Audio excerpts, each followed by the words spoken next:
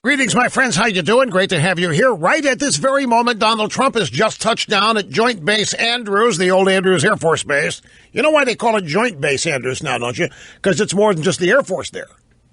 Economizing, efficientizing. So it's more than just the Air Force there. So it's Joint Base Andrews. Anyway, they picked him up in an Air Force jet at LaGuardia in New York, and they flew him to Joint Base Andrews, just touched down almost exactly 24 hours before he will be inaugurated the President of the United States. Great to have you, folks, at Rush Limbaugh here at 800-282-2882. If you want to be on the program, the email address, lrushbaugh at eibnet.us.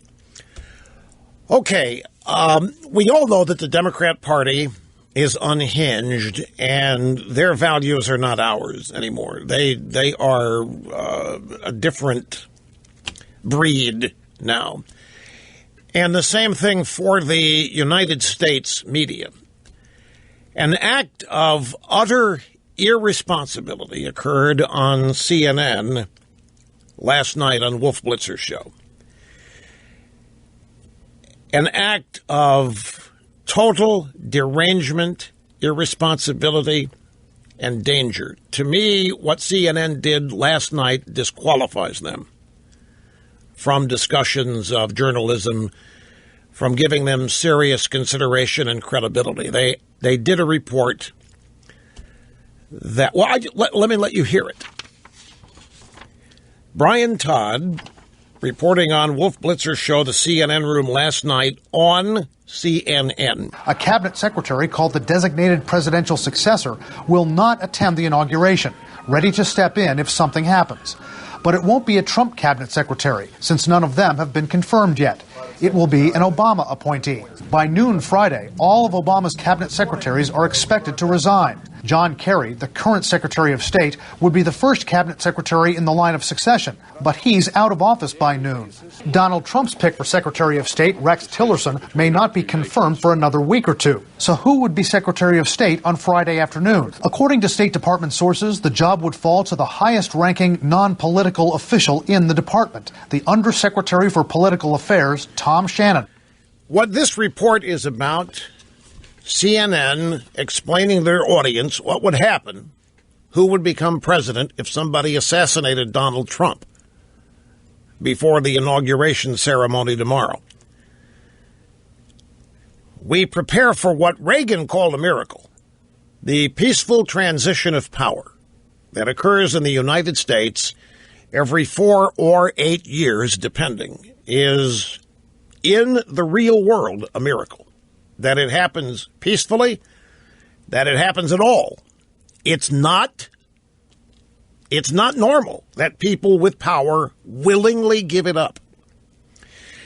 It is one of the many miracles of this country. The Democrat Party cannot, has not, and will not come to grips with what has happened. They cannot accept, they haven't been able to accept, and they don't want to accept what happened last November. I think of all of the stories in the past where there have been shootings, say, on school campuses, school grounds, or in movie theaters, and each and every time, without exception, CNN, ABC, the drive-by media did everything they could to make viewers believe that the shooting, the mass murder, was the result of conservative media. Primarily talk radio, primarily me, and then Fox News. In one instance in Colorado, after a school, that was a movie theater shooting in Colorado, Brian Ross of ABC News, they had the name of the shooter. The first thing Brian Ross did was get hold of a roster of members of the Tea Party to see if he could find the name. And lo and behold, he found somebody on the membership rolls of the Tea Party in Colorado with the same name as the shooter. And really, before knowing anything, went on the air on ABC, might have been Good Morning America, I forget what particular show, and actually said, while we haven't been able to confirm it, it is possible that the shooter is a member of the Tea Party. It was their instinctive knee-jerk reaction. They believe any violence that happens in this country is caused by conservatism caused by people who love and believe in the Second Amendment and have done everything they can to impugn, besmirch, discredit, and destroy anybody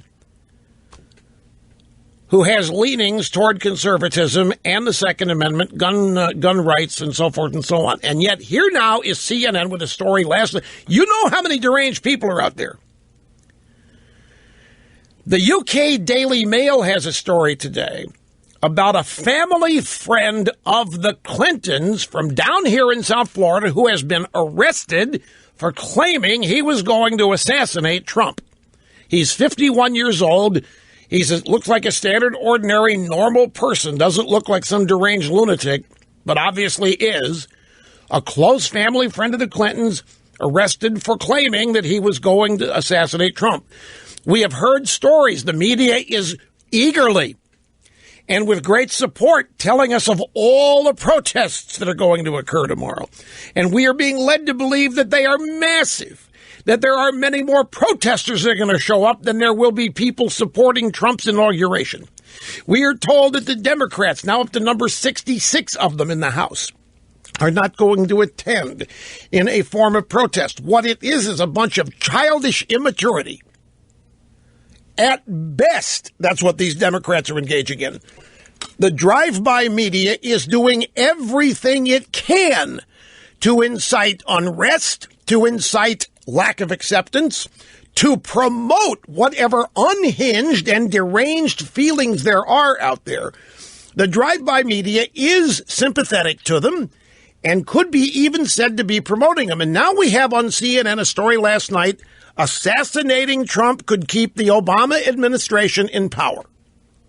And this is what the story was about. Well, if it happened, can you imagine if on either of the days prior to Obama's inauguration, either 2004 or 2008, can you imagine if I on this program had done a story about what is going to happen should something happen to Obama? Can you imagine the excrement storm that would have happened? Now, we have Jeff Zucker at CNN running around talking about how Trump has destroyed journalism, but he's not going to let him.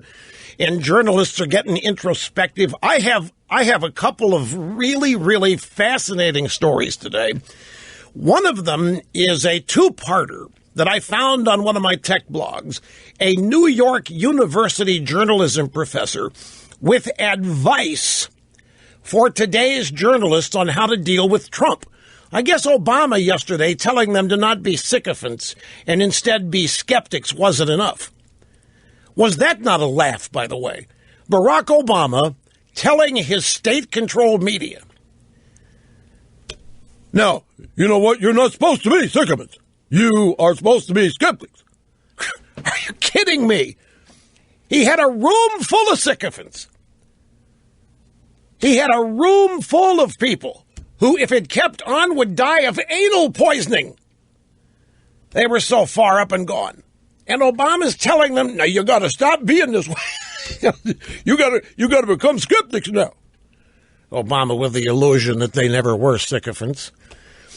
And the stories in the media today are all filled with tears. Oh, my God, he's actually leaving. I can't believe it. What are we going to do? New York Times' Nicholas Kristof missing Barack Obama already. And he's not even gone. But this thing that CNN did last night, and they, by the way, they cloaked this as a genuine story on the order of succession, given the circumstances. But clearly, the only reason for such a story if something happens to President-elect Trump before he's sworn in. So you know what they're thinking about. You know what's on their minds. You know how unbalanced the entire American left is. You know how unbalanced the Democrat Party has become. I also have a fascinating story here in the Politico today. It actually prints out to 14 pages, but don't worry, I'm not going to spend 14 pages on it, but I've got a lot of highlights. and pull quotes, Democrats in the wilderness, inside a decimated party's not-so-certain revival strategy. Oh, I can't wait to get to this for you. It is eye-opening. It is an actually honest and truthful assessment of just where they are, which is nowhere. It's an honest assessment of how many seats they have lost in the Congress and in state legislatures. It's an honest assessment of how they are a regional party now, at best not national. It's an honest assessment how they are a Jurassic Park party, that the people on their bench, that people are saying that's going to be our next nominee, are all 70 years old or older. I mean, when this guy describes the Democrats in the wilderness, he's actually doing it. He actually does it. So those are two things I'm looking forward to getting to.